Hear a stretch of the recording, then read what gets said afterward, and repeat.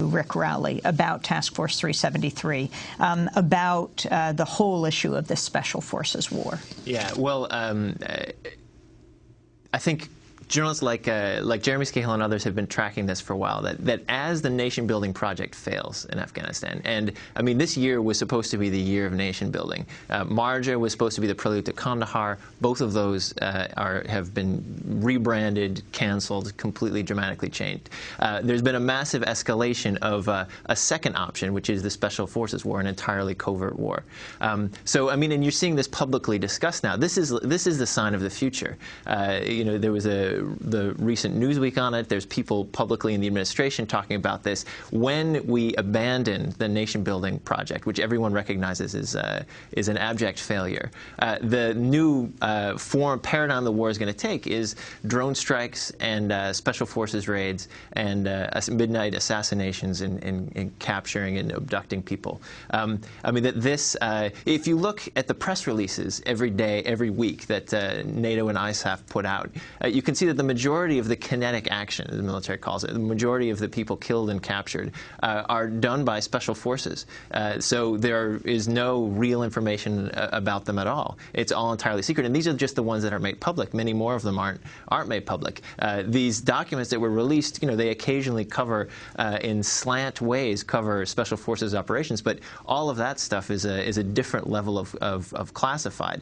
So, I mean, it's absolutely true that there are two parallel wars going on. There's the war for hearts and minds, which is increasingly just a distraction that the media have access to, where they have a very restricted rules of engagement, where they don't use as many airstrikes. And then there's a special forces war where it's you know, all systems go, where there aren't the same restrictions, where they routinely kill people who don't represent the same kind of, don't reach the same kind of threat level that they would have to in the conventional war. So I think this is going to be one of the most significant stories going forward into the future, is tracking through these documents how the evolution of this new kind of war there. Stephen Gray, you were just getting into Task Force 373.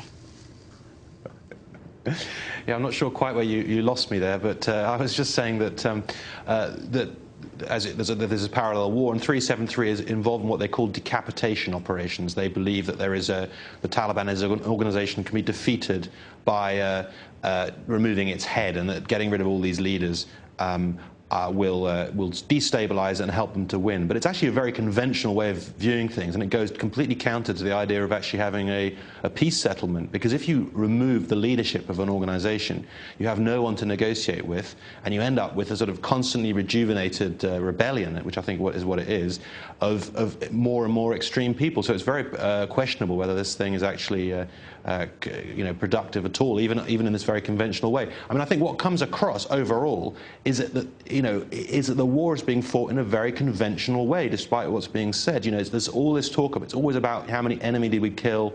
It's all seen in a very sort of, you know, as if it's kind of like a World War II situation. You know, you really wonder whether the lessons have been learned.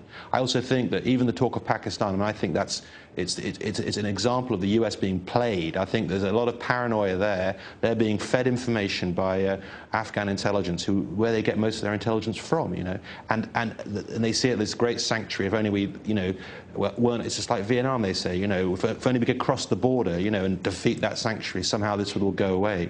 I don't think it's like that. I think it's a very complex problem, and I think a lot of it's to do with a straightforward rebellion and unpopularity of the Afghan government, which the US is supporting. As I said, as we're broadcasting, Julian Assange is holding a news conference in London. Let's just go to a clip of that news conference right now with the founder of Wikileaks, who released this unprecedented 92,000 pages of documents.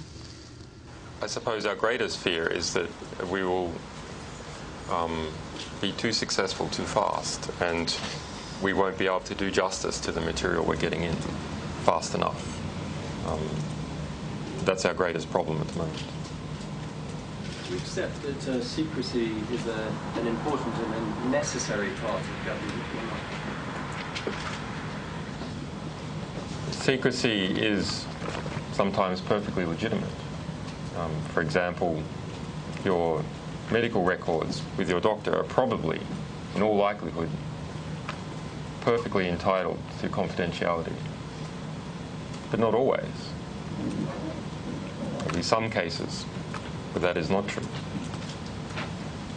So you make a choice then? You at Wikileaks would make a choice? This is a matter about whether the coercive power of the state should be used to stop people sharing information who have no direct connection to the source of the information.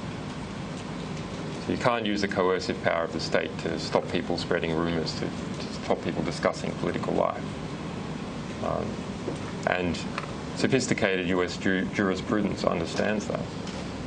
And that is why you have things like the First Amendment, which takes the press outside the legislative process, because in the end it is the communication of knowledge which regulates the legislature, which creates the Constitution.